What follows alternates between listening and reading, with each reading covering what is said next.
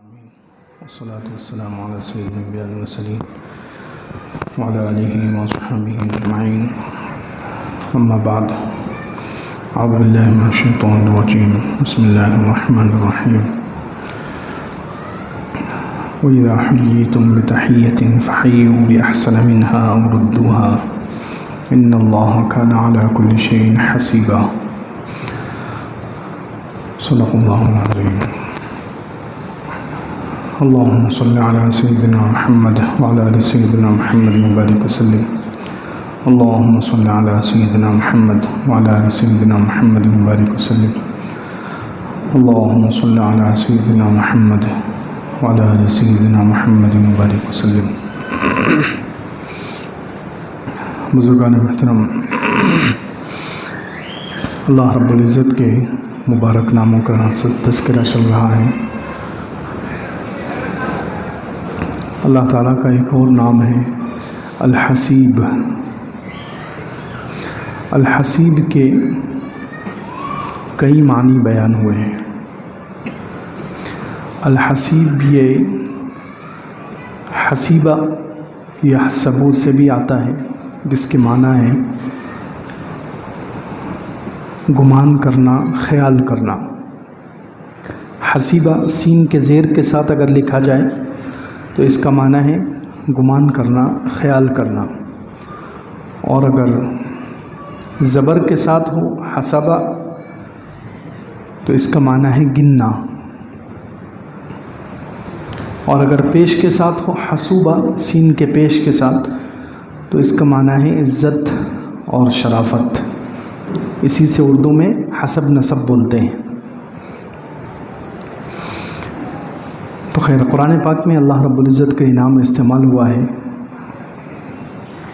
حسیب، جس کے معنی ایک تو ہے کافی ہونا، اللہ تعالیٰ اپنے بندوں کے لیے کافی ہے۔ ایک مطلب ہے اس کا حساب لینے والا، کہ اللہ تعالیٰ اپنے بندوں کا حساب لیں گے، اللہ تعالیٰ اپنے بندوں کا حساب لیں گے۔ اور ایک مطلب اس کا نگرانی کا بھی ہے، کہ اللہ تعالیٰ اپنے بندوں پر نگران ہیں۔ اب قرآن پاک میں دیکھیں، اللہ رب العزت نے اس کو استعمال کیا 5ویں پارے میں، وَإِذَا حُيِّيتُم بِتَحِيَّةٍ فَحَيُّوا بِأَحْسَنَ مِنْهَا أَوْ رُدُّوهَا۔ جب تم کسی کو سلام کرو، جب کسی کو سلام کرو تو اچھے انداز سے سلام کرو، اچھے الفاظ کے ساتھ، اچھے انداز تخاطب کے ساتھ سلام کرو، اور جب سلام کا جواب دو تو سامنے والے نے جیسا سلام کیا ہے اس سے اچھا جواب دینے کی کوشش کرو۔ جیسے سامنے والے نے صرف السلام علیکم کہا تو جواب میں ہمیں، یہ حدیث میں ہے، جواب میں ہمیں السلام علیکم ورحمۃ اللہ کہنا چاہیے۔ سامنے والے نے السلام علیکم ورحمۃ اللہ کہا تو ہمیں جواب میں السلام علیکم ورحمۃ اللہ وبرکاتہ، اس طریقے سے۔ تو فرمایا وَإِذَا حُيِّيتُم بِتَحِيَّةٍ، جب تمہیں سلام کیا جائے تو تم اس سے اچھے انداز میں جواب دو، یا کم از کم اس کے الفاظ اس کو لوٹا دو، جتنا اس نے الفاظ استعمال کیے ہیں اتنے الفاظ اس کو لوٹا دو۔ آگے فرمایا ان اللہ کان علی کل شیء حسیبا، اللہ تعالیٰ ہر چیز پر حسیب ہے۔ حسیب کا معنی نگرانی، تمہارے اعمال کی اللہ تعالیٰ نگرانی کر رہا ہے، یا تمہارے اعمال کا اللہ تعالیٰ حساب لے گا۔ دونوں مطلب ہو سکتے ہیں یہاں پر۔ کون کیسے سلام کر رہا ہے، کیسے سلام کا جواب دے رہا ہے، اللہ تعالیٰ کو سب معلوم ہے۔ اللہ تعالیٰ سب کی نگرانی کر رہا ہے، اللہ تعالیٰ سب کو حساب لے کر برابر نیکیاں دیں گے۔ کس نے کیسے سلام کیا ہے، کیسے جواب دیا ہے، کون سا عمل کس نے کیسے کیا ہے، اللہ رب العزت حساب لیں گے، اور حساب لے کر اس کا اجر ثواب، اس کا بدلہ دیں گے۔ تو خیر، یہاں ایک جگہ حسیب استعمال ہوا۔ اسی طرح 4 پارے میں ایک جگہ اللہ تعالیٰ نے یتیموں کے بارے میں تذکرہ کیا ہے، وَابْتَلُوا الْيَتَامَى حَتَّى إِذَا بَلَغُوا النِّكَاحَ، یتیموں کو آزماؤ، یتیموں کی جانچ کرتے رہو یہاں تک کہ وہ نکاح کی عمر کو پہنچ جائیں۔ یعنی یہ ان لوگوں سے کہا جا رہا ہے جو یتیموں کے وارث ہیں، یتیموں کے وارث ہیں، جیسے چچا ہے یا بڑا بھائی ہے یا دادا ہے، جو یتیموں کا وارث بن گیا، یتیم جس کی نگرانی میں ہے، ان سے کہا جا رہا ہے کہ اگر یتیموں کا کچھ مال ہے، یتیموں کا کچھ مال سرپرست کی نگرانی میں ہے، تو اس کو چاہیے کہ وہ یتیموں کو جانچتے رہے کہ یہ بڑا ہوا یا نہیں، اس کو آزمائے، اس کا امتحان لے کہ اس کی سمجھ اچھی ہوئی یا نہیں۔ فَإِنْ آنَسْتُم مِّنْهُمْ رُشْدًا فَادْفَعُوا إِلَيْهِمْ أَمْوَالَهُمْ، جب تم دیکھو کہ یہ سمجھ کے عمر کو پہنچ چکے ہیں، یہ مال کی حفاظت کرنا جانتے ہیں، اپنے مال کو کیسے بڑھایا جائے اس کے گر اور اس کے طریقے ان کو آ چکے ہیں، تو پھر ان کا مال ان کو لوٹا دو۔ یہ اللہ تعالیٰ نے یہ احکامات بیان کیے۔ پھر آگے کہا ان اللہ کان علی کل شیء حسیبا، یہاں بھی اللہ تعالیٰ نے کہا کہ اللہ تعالیٰ حساب لینے کے لیے کافی ہے۔ اللہ تعالیٰ حساب، جو یتیموں کے مال میں اونچ نیچ کرے گا، بلا وجہ یتیموں کا مال اڑائے گا، خرچ کرے گا، یا یتیم کے مال کو اپنی پراپرٹی میں، اپنے مال میں شامل کر لے گا، اس کے مال پر قبضہ کر لے گا، اللہ تعالیٰ سب دیکھ رہا ہے، اللہ تعالیٰ حساب لے گا۔ یہاں ایک جگہ استعمال ہوا ہے، اسی طرح اللہ تعالیٰ کا انعام حسیب استعمال ہوا ہے 22ویں پارے میں ایک جگہ۔ اوپر سے اللہ تعالیٰ واقعہ بیان کر رہے ہیں حضور صلی اللہ علیہ وسلم کے جو غلام تھے آزاد کیے ہوئے حضرت زید کا، زید ابن حارثہ رضی اللہ عنہ، یہ حضور صلی اللہ علیہ وسلم کے آزاد کیے ہوئے غلام تھے۔ حضور صلی اللہ علیہ وسلم نے ان کو بیٹا بنا لیا تھا، عربی میں کہتے ہیں متبنہ۔ حضور صلی اللہ علیہ وسلم نے ان کو منہ بولا بیٹا، گود لیا ہوا بچہ جس کو ہم کہتے ہیں، تو حضور صلی اللہ علیہ وسلم نے ان کو اپنا بیٹا بنا لیا تھا، اور صحابہ کرام ان کو زید ابن محمد کہہ کر پکارتے تھے، محمد صلی اللہ علیہ وسلم کے بیٹے زید۔ لیکن پھر اللہ تعالیٰ نے قرآن کی وہ آیت اتار دی، ادعوہم لآبائہم هو اقسط عند اللہ، جو منہ بولا بیٹا ہے اس کو بھی اس کو اصلی باپ کے نام سے پکارو، جس نے گود لیا ہے اس کا نام اس کے آگے مت لگاؤ، جو اصل باپ ہے اس کے نام کے ساتھ پکارو۔ یہ اللہ تعالیٰ نے آیت اتاری۔ تو اب زید ابن حارثہ، زید ابن محمد تھے وہ، یعنی حضور صلی اللہ علیہ وسلم کا نام آگے لگا کر ان کو پکارا جاتا تھا، تو اب ان کا نام صحابہ کرام زید ابن حارثہ کہنے لگے۔ تو خیر، حضور صلی اللہ علیہ وسلم نے ان کی شادی کی تھی اپنی پھوپھیری بہن سے، حضرت زینب جو حضور صلی اللہ علیہ وسلم کی پھوپھی ذات بہن تھی، ان سے حضور صلی اللہ علیہ وسلم نے حضرت زید کا نکاح کیا تھا، لیکن دونوں میں انبن ہو گئی اور بات طلاق تک پہنچ گئی، پھر طلاق بھی ہو گئی۔ اب اس کے بعد حضور صلی اللہ علیہ وسلم کا ارادہ ہوا کہ میں ان سے نکاح کر لوں، حضرت زینب سے، اپنی پھوپھی ذات بہن سے میں نکاح کر لوں، اور اللہ تعالیٰ کو یہ رسم توڑنا تھا۔ اس زمانے میں یہ بھی رسم تھی کہ جو منہ بولا بیٹا ہے، جو گود لیا ہوا بچہ ہے، اس کی بیوی کو باپ کے لیے حرام سمجھا جاتا تھا، منہ بولا بیٹا اس کی بیوی کو باپ کے لیے حرام سمجھا جاتا تھا۔ یہ بھی زمانہ جاہلیت میں ایک رسم تھی، اللہ تعالیٰ کو اس رسم کو توڑنا تھا، تو اللہ تعالیٰ نے یہ واقعہ کرایا، حضرت زینب اور حضرت زید کی طلاق ہو گئی۔ اب حضور صلی اللہ علیہ وسلم نکاح کرنا چاہتے ہیں، لیکن شرما رہے ہیں، شرم آ رہی ہے کہ کیسے لوگ کہیں گے کہ اپنے بیٹے کے بیوی سے نکاح کر لیا، حالانکہ وہ سگے بیٹے نہیں تھے، منہ بولے بیٹے، گود لیے ہوئے بیٹے ہیں، لیکن پھر بھی لوگ کہیں گے کہ کیسے انہوں نے اپنے منہ بولے بیٹے کی بیوی سے نکاح کر لیا۔ تو اس لیے حضور صلی اللہ علیہ وسلم شرما رہے تھے، تو اللہ رب العزت نے اس وقت وہ آیتیں اتاری، اور حضرت زینب رضی اللہ عنہ کے ساتھ حضور صلی اللہ علیہ وسلم کا نکاح ہو گیا۔ اس کے بعد اللہ تعالیٰ نے فرمایا الذین یبلغون رسالات اللہ ویخشونہ ولا یخشون احدا الا اللہ، پہلے جو نبی گزر چکے ہیں، پہلے انبیاء علیہ السلام کا تذکرہ کرتے ہوئے اللہ تعالیٰ نے فرمایا پہلے جو نبی گزر چکے ہیں وہ اللہ کے احکامات لوگوں تک پہنچاتے تھے اور اللہ کے علاوہ کسی سے نہیں ڈرتے تھے۔ الذین یبلغون رسالات اللہ ویخشونہ، کہ اللہ کے احکامات، اللہ کے پیغامات لوگوں تک پہنچاتے تھے اور صرف اللہ سے ڈرتے تھے۔ ولا یخشون احدا الا اللہ، اللہ کے علاوہ کسی سے نہیں ڈرتے تھے۔ وکفی باللہ حسیبا، یہاں اللہ تعالیٰ نے فرمایا اللہ تعالیٰ حساب لینے کے لیے کافی ہے۔ یہی اللہ تعالیٰ کا جو نام ہے حسیب.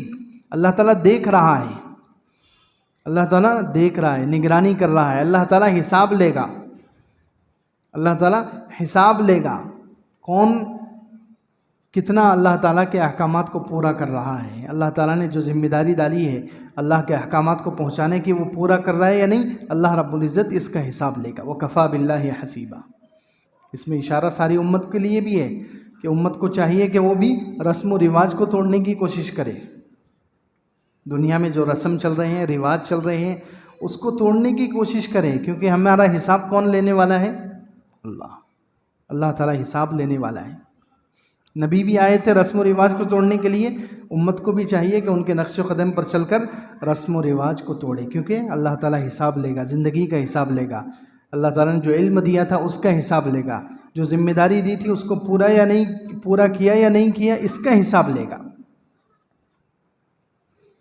تو خیر، حسیبہ اس کا ایک مطلب ہے حساب لینا، اور ایک مطلب ہے کفایت کرنا، کہ اللہ تعالیٰ کافی ہے، اللہ تعالیٰ بندوں کے لیے کافی ہے. جیسے 10ویں پارے میں اللہ تعالیٰ نے حضور صلی اللہ علیہ وسلم سے کہا وَإِن يُرِيدُوا أَن يَخْدَعُوكَ فَإِنَّ حَسْبَكَ اللَّهُ. اگر یہ کافر آپ کو دھوکہ دینا چاہیں تو آپ گھبرائیے مت، اللہ آپ کے لیے کافی ہے. یہ حسب، یہی حسیب سے نکلا ہے کہ اگر یہ کافر آپ کو دھوکہ دینا چاہیں وَإِن يُرِيدُوا أَن يَخْدَعُوكَ فَإِنَّ حَسْبَكَ اللَّهُ.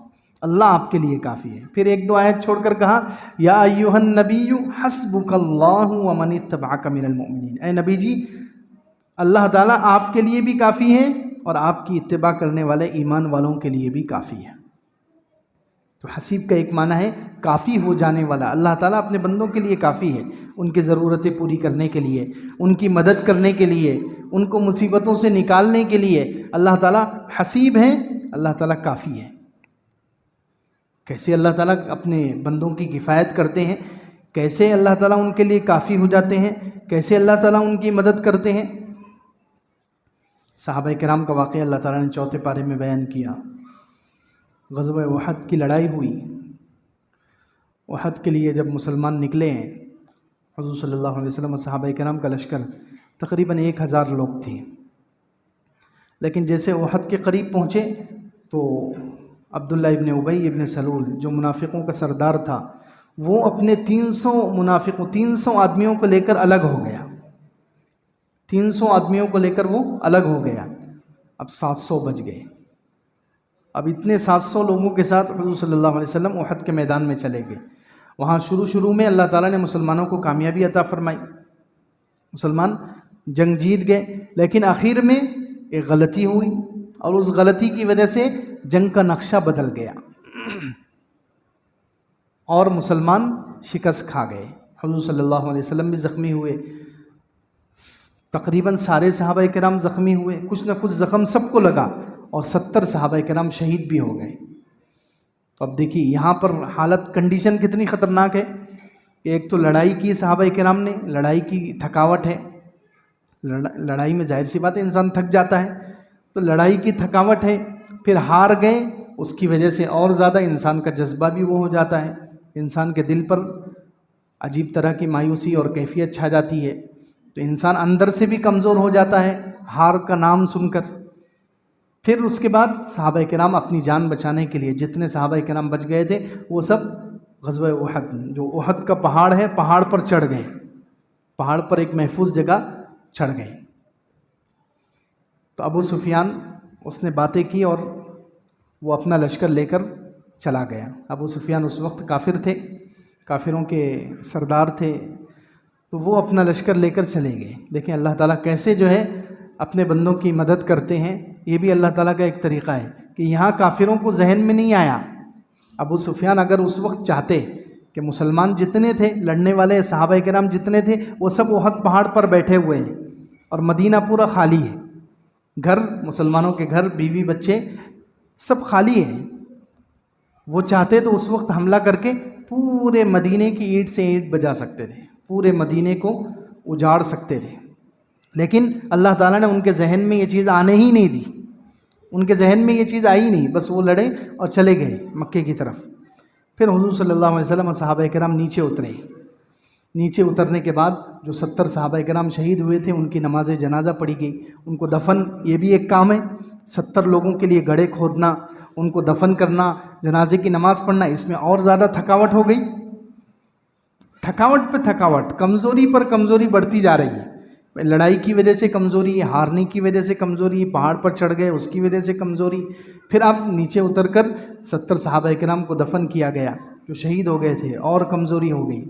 اب مدینہ منورہ کے قریب پہنچے، واپس گھروں کی طرف آئے تو اطلاع ملی کہ ابو سفیان جو یہاں سے گیا تھا وہ حمراء الاسد نامی ایک جگہ ہے، وہاں پر پھر وہ اپنے لشکر کو جمع کر کے اب اس کے ذہن میں آ رہا ہے کہ اچھا تھا، موقع تھا، ہم مدینے پر حملہ کر دیتے تھے، چلو ابھی بھی جا کر، مسلمان اکثر زخمی ہیں، خود حضور صلی اللہ علیہ وسلم بھی زخمی ہیں، ہم دوبارہ ان پر حملہ کرتے ہیں اور فیصلہ کن لڑائی کرتے ہیں۔ یہ سوچ کر وہ وہاں پر حمراء الاسد میں جمع ہوئے، حضور صلی اللہ علیہ وسلم کو اطلاع ملی تو اس وقت اتنی زخمی حالت میں ہیں، اتنی پریشانی کی حالت میں ہیں، اتنی کمزوری کی حالت میں ہیں، تو اس وقت صحابہ کرام نے کیا کہا؟ اللہ تعالیٰ نے فرمایا الذین قال لهم الناس ان الناس قد جمعوا لکم، جب لوگوں سے کہا گیا، یعنی صحابہ کرام سے کہا گیا کہ لوگ تمہارے لیے جمع ہو چکے ہیں، مومن کافروں کا لشکر ایک مرتبہ پھر جمع ہو چکا ہے، الذین قال لهم الناس ان الناس قد جمعوا لکم فاخشوہم، تو ڈرانے والوں نے صحابہ کرام کو ڈرانے کی کوشش کی کہ تم تو زخمی ہو، تھکے ہوئے ہو، کمزور ہو، اور کافر دوبارہ حملہ کرنا چاہتے ہیں، لہٰذا تم ڈر جاؤ، ہتھیار ڈال دو۔ تو صحابہ کرام فزادہم ایمانا، ان کا ایمان اور زیادہ بڑھ گیا، یہ خبر سن کر فزادہم ایمانا، ان کا ایمان کمزور نہیں ہوا، ان کا ایمان اور بڑھ گیا۔ وقالوا حسبنا اللہ ونعم الوکیل، انہوں نے کہا ہمارے لیے اللہ کافی ہے اور بہترین کارساز ہے، بہترین کام بنانے والا، اللہ ہمارے لیے حسبنا اللہ، اللہ ہمارے لیے کافی ہے۔ یہ جملہ کہا اور حضور صلی اللہ علیہ وسلم صحابہ کرام کو لے کر تھوڑا سا آگے بڑھے، مشرکین کو اطلاع ملی کہ مسلمانوں کے اندر تو ابھی جذبہ ہے، وہ لڑنے کے لیے آگے بڑھ کر آ رہے ہیں، ان کے اندر ایسی بزدلی اور ایسی کم ہمتی طاری ہوئی کہ ابو سفیان اپنا لشکر لے کر واپس مکہ چلا گئے۔ تو اللہ تعالیٰ نے فرمایا فَانْقَلَبُوا بِنِعْمَةٍ مِّنَ اللَّهِ وَفَضْلٍ لَمْ يَمْسَسْهُمْ سُوءٌ وَاتَّبَعُوا رِضْوَانَ اللَّهِ، یہ صحابہ کرام اس جملے کی برکت سے انہوں نے کہا اللہ ہمارے لیے کافی ہے، حسبنا اللہ ونعم الوکیل، اس کی وجہ سے وہ اللہ کا فضل اور اللہ کی نعمت لے کر لوٹے اور ان کو کوئی برائی نہیں پہنچی، اتنے زخمی، اتنی تھکاوٹ، اتنی کمزوری کے باوجود بھی کوئی ان کا کچھ نہیں بگاڑ سکا، کافر ان کچھ نہیں کر سکے، ان کو کوئی برائی نہیں پہنچی، بلکہ وہ اللہ کے فضل کے ساتھ اور اللہ کی نعمت کے ساتھ واپس ہوئے۔ تو حسیب کا ایک مطلب ہے اللہ کافی ہے، یہی صحابہ کرام نے کہا حسبنا اللہ، اللہ ہمارے لیے کافی ہے۔ حضرت ابراہیم علیہ السلام کو جب آگ میں ڈالا جا رہا تھا، حضرت ابراہیم علیہ السلام نے بھی یہی جملہ کہا تھا، آگ سامنے ہے اور وقت کا بادشاہ اور پوری حکومت خلاف ہے اور وہ حضرت ابراہیم علیہ السلام کو آگ میں جلانا چاہتے ہیں، حضرت ابراہیم علیہ السلام کیا کہتے ہیں؟ حسبنا اللہ ونعم الوکیل، اللہ ہمارے لیے کافی ہے اور وہ بہترین کارساز ہے۔ اندر مشکل، یہ کوئی آسان بات نہیں ہے، عام ایسی حالت میں ہم لوگ امن میں بیٹھے ہوئے ہیں، سکون میں بیٹھے ہوئے ہیں، نو ٹینشن ہے، ایسے وقت میں کوئی کہے حسبنا اللہ تو بہت آسان ہے، اللہ ہمارے لیے کافی ہے، لیکن جب سامنے موت نظر آ رہی ہو، سامنے موت نظر آ رہی ہو، کافروں کا بڑا لشکر ہے یا آگ ہے جس میں تھوڑی دیر کے بعد ڈالا جانا ہے، اس وقت کوئی کہے تو یہ ہے اصل حسبنا اللہ ونعم الوکیل۔ حضرت ابراہیم علیہ السلام نے کس شان سے، کس یقین کے ساتھ اور کیسی امید کے ساتھ کہا ہوگا کہ اللہ تعالیٰ نے پھر آگ کو ہی ان کے لیے ٹھنڈا کر دیا۔ تو الحسیب کا ایک مطلب یہ ہے کہ اللہ کافی ہو جانے والا، اللہ تعالیٰ اپنے نیک بندوں کے لیے کافی ہو جاتا ہے۔ فرمایا وَمَن يَتَوَكَّلْ عَلَى اللَّهِ فَهُوَ حَسْبُهُ، جو اللہ پر بھروسہ کرتا ہے اللہ اس کے لیے کافی ہو جاتا ہے۔ کیسے اللہ تعالیٰ کفایت کرتے ہیں، کیسے اللہ تعالیٰ مدد کرتے ہیں؟ حضرت موسیٰ علیہ السلام کی زندگی میں یہ چیز بہت زیادہ ہے۔ حضرت موسیٰ علیہ السلام کی زندگی میں بہت اللہ تعالیٰ کیسے ان کے لیے کافی ہو جاتے تھے، کیسے اللہ تعالیٰ ان کی مدد کرتے تھے۔ حضرت موسیٰ علیہ السلام کی زندگی اس سے بھری ہوئی ہے۔ جوانی میں جب مصر سے نکلنا پڑا اور فرعون کی پوری پولیس اور فوج حضرت موسیٰ علیہ السلام کے پیچھے لگی ہوئی ہے، حضرت موسیٰ علیہ السلام مصر سے نکل گئے اور مدین پہنچ گئے، نیا علاقہ جہاں کوئی جان پہچان کا نہیں، جہاں کوئی رشتہ داری نہیں، کوئی دوستانہ نہیں، کوئی کسی سے تعلقات نہیں، ایسی جگہ پہ حضرت موسیٰ علیہ السلام پہنچ گئے مدین میں. اور وہاں جا کر حضرت موسیٰ علیہ السلام کو دیکھیے اب گھر کی ضرورت ہے، کھانے کی ضرورت ہے، روزی کی ضرورت ہے، بیوی کی ضرورت ہے، امن اور سکون کی ضرورت ہے. تو حضرت موسیٰ علیہ السلام نے اللہ تعالیٰ سے دعا کی، ربی انی لما انزلت الی من خیر فقیر. اے اللہ آپ جو بھی بھلائی نازل کریں گے میں اس کا محتاج ہوں. اللہ اکبر، کتنی عاجزی اور کتنی شاندار دعا ہے. ربی انی لما انزلت الی من خیر فقیر. اے اللہ جو بھی بھلائی کا کوئی ذرہ، دیکھیے کتنی عاجزی سے مانگا. بڑی چیز نہیں، مجھے 1 کروڑ چاہیے، ایک بنگلہ چاہیے، حکومت چاہیے، اتنے پیسے چاہیے، اتنی خوبصورت بیوی چاہیے، ایسا مکان چاہیے، نہیں. ایک دم نیچے اتر کر عاجزی کے ساتھ کہا لما انزلت الی من خیر، جو بھی بھلائی آپ دیں گے، جو بھی بھلائی، چھوٹی سی چھوٹی چیز، اے اللہ وہ میرے لیے کافی. میں فقیر ہوں، محتاج ہوں. فقیر کا لفظ استعمال کیا. ربی انی لما انزلت الی من خیر فقیر. اللہ جو بھی بھلائی آپ نازل کریں گے میں اس کا محتاج ہوں، میں فقیر ہوں. تو اللہ رب العزت کی رحمت کو جوش آ گیا. اللہ رب العزت نے منٹوں میں نئی جگہ پر گئے ہیں، نئے علاقے میں داخل ہوئے ہیں، کوئی جان پہچاننے والا نہیں ہے، لیکن اللہ رب العزت نے حضرت موسیٰ علیہ السلام کی اس دعا کی برکت سے اللہ تعالیٰ کیسے اپنے نیک بندوں کے لیے کافی ہو جاتا ہے. اللہ تعالیٰ کیسے اپنے نیک بندوں کی کفایت کرتے ہیں. اللہ تعالیٰ نے ان کے لیے 10 سال کی روزی کا انتظام کر دیا، گھر کا انتظام کر دیا، بیوی کا انتظام، خوبصورت اور باحیا اور بہترین بیوی کا انتظام کر دیا، امن کا، سکون کا انتظام کر دیا، ساری چیزوں کا انتظام کر دیا. اسی طرح جب فرعون غرق ہوا، ڈوب گیا فرعون، اور حضرت موسیٰ علیہ السلام اپنے بنی اسرائیل کو لے کر چل رہے ہیں، اور اللہ تعالیٰ کی طرف سے حکم تھا کہ ملک کے شام میں جاؤ اور وہاں جا کر حملہ کرو، وہاں جا کر جہاد کرو اور وہ فلسطین اپنے قبضے میں لے لو. لیکن قوم نے نہیں مانا. بنی اسرائیل لڑنے کے لیے تیار نہیں ہوئے. اب اللہ تعالیٰ کا عذاب، اللہ تعالیٰ کی طرف سے پھر سزا ملی. یتیہون فی الارض فلا تأس علی القوم الفاسقین. اللہ تعالیٰ نے کہا کہ 40 سال ٹھیک ہے تم اس میدان میں بھٹکتے رہو، وادی تی اس کو کہتے ہیں. اللہ تعالیٰ کی طرف سے یہ سزا ملی کہ 40 سال تم نے، اللہ کا حکم تھا کہ اس فلسطین والوں سے جہاد کرو، اور یہ علاقہ خوبصورت زمین ہے، بہترین زمین ہے، نبیوں کی زمین ہے، اتنی بابرکت زمین ہے، یہ اپنے قبضے میں لے لو لڑ کر. لیکن انہوں نے کہا کہ نہیں، یہ بہت طاقتور لوگ ہیں.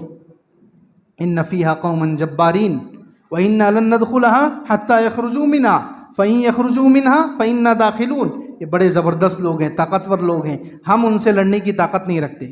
اللہ کے حکم کو اور نبی کے حکم کو انہوں نے نہیں مانا، ٹھکرا دیا.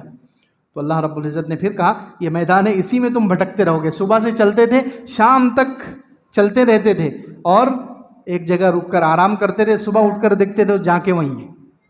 40 سال تک یتیہون فی الارض. لیکن اللہ کے عذاب میں چل رہے ہیں. اس وقت بھی حضرت موسیٰ علیہ السلام پر اللہ کی کیسی عنایت ہے، سبحان اللہ. اللہ تعالیٰ اپنے نیک بندوں کی کیسی کفایت کرتے ہیں، کیسی مدد کرتے ہیں کہ بنی اسرائیل آ کر حضرت موسیٰ علیہ السلام سے اس پریڈ میں، وہ 40 سال جو اللہ تعالیٰ کی طرف سے یوں سمجھو عذاب کا زمانہ ہے، اس وقت وہ آ کر پانی مانگ رہے ہیں.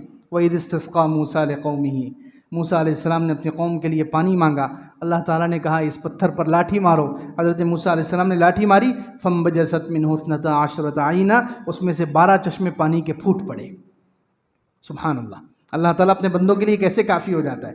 ان کو کھانے کی ضرورت پڑی، اللہ تعالیٰ نے اس پریڈ میں من و سلوہ اتار دیا. اس پریڈ کی بات ہے یہ، اس 40 سال کے بیچ کی بات ہے کہ ان کے لیے من و سلوہ کا انتظام ہو رہا ہے. یہ حضرت موسیٰ علیہ السلام کی برکت ہے.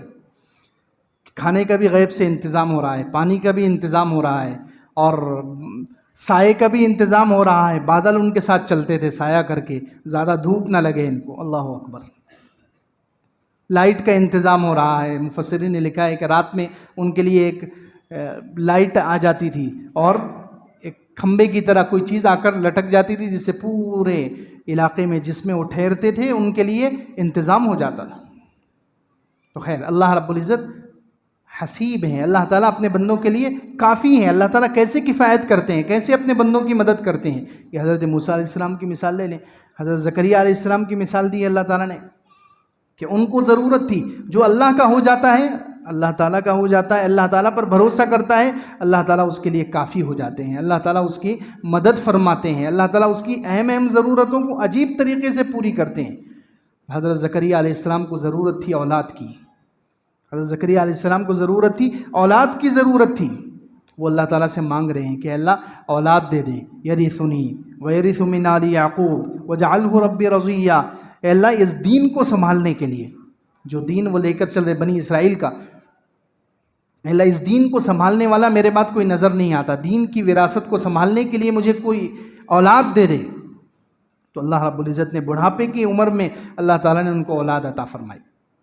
سورہ مریم میں اللہ تعالیٰ نے 16ویں پارے میں کئی واقعات بیان کیے ہیں کہ اللہ تعالیٰ اپنے بندوں کے لیے کیسے کافی ہو جاتے ہیں، کیسے اللہ تعالیٰ مدد فرماتے ہیں۔ حسیب ہے اللہ رب العزت، اپنے بندوں کے لیے کافی ہیں، اللہ تعالیٰ اپنے بندوں کی مدد کرتے ہیں، اللہ تعالیٰ اپنے بندوں کے لیے کافی ہو جاتے ہیں۔ کیسے کافی ہوتے ہیں، اس پر اللہ تعالیٰ نے سورہ مریم میں حضرت زکریا علیہ السلام کا واقعہ بیان کیا کہ ان کو جب اولاد کی ضرورت پڑی، اللہ تعالیٰ نے بڑھاپے میں ان کو اولاد عطا فرما دی۔ آگے حضرت مریم کا واقعہ اللہ تعالیٰ نے بیان کیا کہ حضرت مریم کو اللہ تعالیٰ نے غیب سے اپنی قدرت سے اللہ تعالیٰ نے ان کو بیٹا دیا۔ حضرت جبرائیل علیہ الصلوۃ والسلام آئے اور ان کے گریبان میں پھونک ماری، جس سے حمل ٹھہر گیا اور سارا جو 9 مہینے کا پیریڈ تھا، عام طور پر جب بچہ ماں کے پیٹ میں آتا ہے تو اس کو پیدا ہونے کے لیے 9 مہینے لگتے ہیں، تو وہ پورا پیریڈ ان کا چند منٹوں میں گزر گیا۔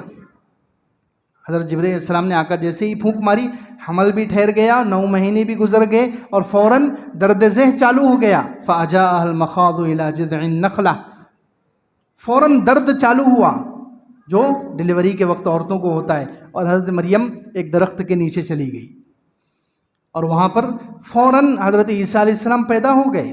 اب اندازہ لگائیے، ایک عورت ہے، لڑکی ہے، جوان ہے، ایسے وقت میں بچہ پیدا ہو چکا ہے اور نہ ماں ہے وہاں پر، نہ باپ ہے، نہ شوہر ہے، کوئی بھی نہیں ہے۔ اب ایسے وقت میں عورت کو کتنے سہارے کی ضرورت ہوتی ہے، کیسی مدد کی ضرورت ہوتی ہے۔ تو اب ان کے لیے ایک ایک چیز کا انتظام اللہ تعالیٰ خود کر رہے ہیں، سبحان اللہ، اللہ تعالیٰ خود ان کے لیے انتظام کر رہے ہیں۔ ایسے وقت میں سہارے کی ضرورت ہے، مدد کی ضرورت ہے، کفایت کی ضرورت ہے، تو اللہ رب العزت ان کے لیے انتظام کر رہے ہیں۔ فناداها من تحتها اللہ تحزنی قد جعل ربک تحتک سریہ، اللہ نے کہا، ہم نے آواز دی اللہ کی طرف سے، یا تو فرشتے نے آواز دی ہے، ڈائریکٹ اللہ تعالیٰ کی طرف سے آواز آئی، فناداها من تحتها اللہ تحزنی، کہ غم مت کرو، غم مت کرو، قد جعل ربک تحتک سریہ، تمہارے قدموں کے نیچے ہم نے پانی کا چشمہ جاری کر دیا ہے۔ سبحان اللہ، پانی کی ضرورت تھی، پانی کا چشمہ اللہ تعالیٰ نے جاری کر دیا۔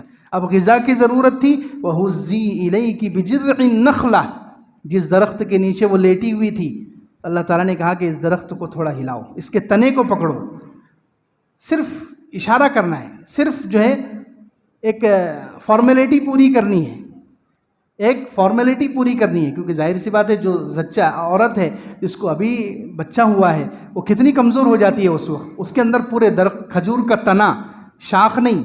اللہ تعالیٰ نے جو لفظ استعمال کیا ہے وَهُزِّي إِلَيْكِ بِجِذْعِ النَّخْلَةِ، جذع نخلہ یعنی کھجور کے تنے کو ہلاؤ۔ اب تنا تو اتنا طاقتور ہوتا ہے کہ بڑے سے بڑا مرد بھی ہلا نہیں سکتا، کھجور کا جو تنا ہوتا ہے، شاخ تو ہلا سکتے ہیں لیکن تنے کو کون ہلائے گا؟ تو اللہ تعالیٰ کہہ رہے ہیں تنے کو ہلائیے، یعنی ہاتھ لگائیے، بس آپ کا کام ہے بس سبب اختیار کرنا، دینے والا کون ہے؟ اللہ ہے۔ انسان کا کام ہے کوشش کرنا، باقی دینے والا کون ہے؟ اللہ ہے۔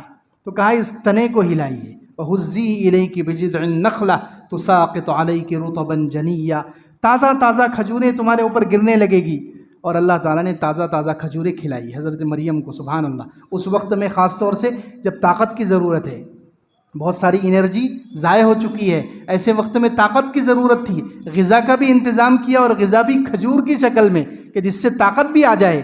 فَكُلِي وَاشْرَبِي وَقَرِّي عَيْنًا، کھاؤ اور پیو اور اپنی آنکھ ٹھنڈی رکھو۔ دیکھیے اللہ تعالیٰ حسیب ہے، اللہ تعالیٰ اپنے بندوں کے لیے کافی ہے۔ نیک لوگوں کی کیسے اللہ تعالیٰ اسٹیپ بائی اسٹیپ کیسی ضرورتوں کو پورا کرتے ہیں۔ جو اللہ پر بھروسہ کرتا ہے، جو اللہ کا نیک بندہ بن جاتا ہے، اللہ تعالیٰ اس کی مدد کرتا ہے، کیسے اس کی ضرورتوں کو پورا کرتا ہے۔ آگے اللہ تعالیٰ نے اسی سورہ مریم میں حضرت ابراہیم علیہ السلام کا واقعہ بیان کیا کہ حضرت ابراہیم علیہ السلام کی اللہ تعالیٰ نے کیسی مدد کی جب وہ گھر بار کو چھوڑ کر نکل گئے، والد کو چھوڑ دیا اور پورے خاندان کو چھوڑ دیا، علاقہ چھوڑ دیا، خاندان چھوڑ دیا. فلما اعتزلهم وما يعبدون من دون الله وهبنا له اسحاق ويعقوب وكلا جعلنا نبيا. سبحان اللہ، کہ جب انہوں نے اللہ کے نام پر اپنا وطن چھوڑا، اپنے رشتہ دار چھوڑے، اپنے والدین کو چھوڑا، اپنے خاندان کو چھوڑا، تو اللہ رب العزت نے اس سے اچھا خاندان، اس سے بہتر خاندان، کہ ہم نے ان کو اسحاق علیہ السلام کی شکل میں بیٹا دیا اور آگے چل کر پورے نبوت والا خاندان دے دیا. اللہ رب العزت نے فرمایا کہ ہم نے ان کو بدلے میں دیکھو، انہوں نے کافر رشتہ داروں کو چھوڑا تو اللہ تعالیٰ نے اسحاق بیٹا بھی نبی، یعقوب پوتا بھی نبی، یوسف پڑپوتا بھی نبی، اور آگے ان کی نسل میں 70,000 نبی. ایک خاندان کو چھوڑا اللہ کے لیے تو اللہ تعالیٰ نے نبوت والا خاندان ہی دے دیا، اتنے بہترین خاندان سے ان کو نواز دیا. تو اللہ رب العزت حسیب ہیں، اللہ تعالیٰ اپنے بندوں کے لیے کافی ہو جاتے ہیں، ان کی مدد کرتے ہیں، ان کی ضرورتیں پوری کرتے ہیں.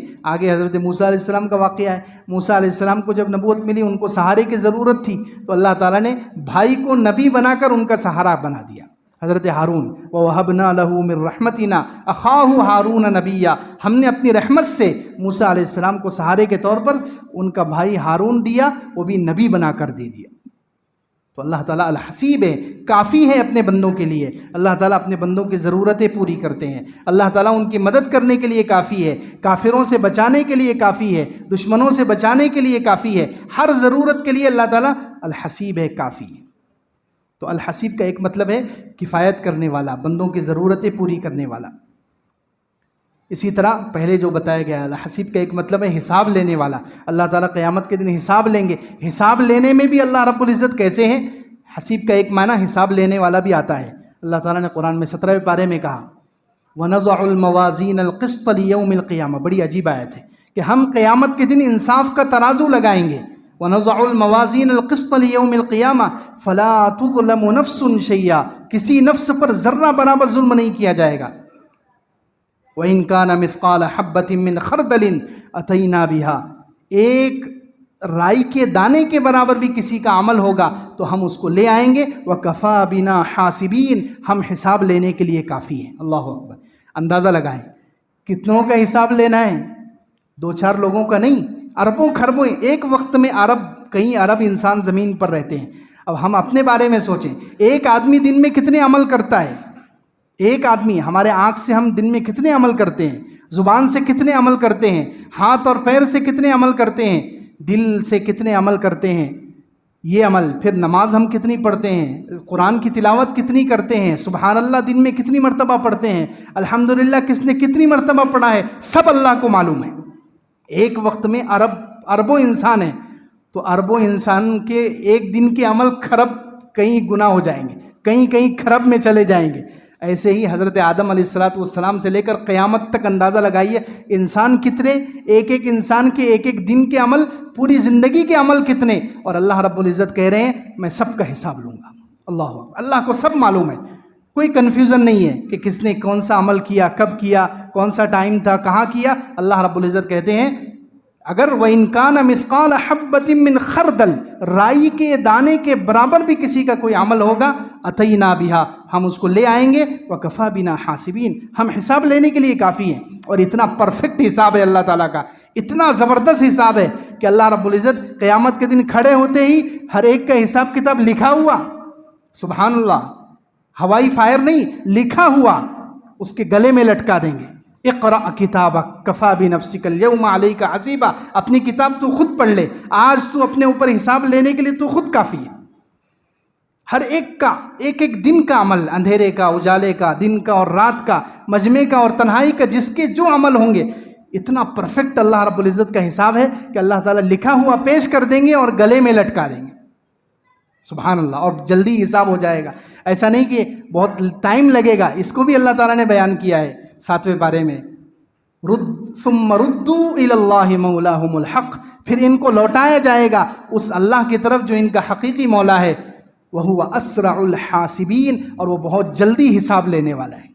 جلدی جلدی سارے انسانوں کا حساب ہو جائے گا۔ تو اللہ رب العزت الحسیب ہے، اللہ تعالیٰ حساب لینے والے ہیں، اللہ تعالیٰ اپنے بندوں کے لیے کافی ہے۔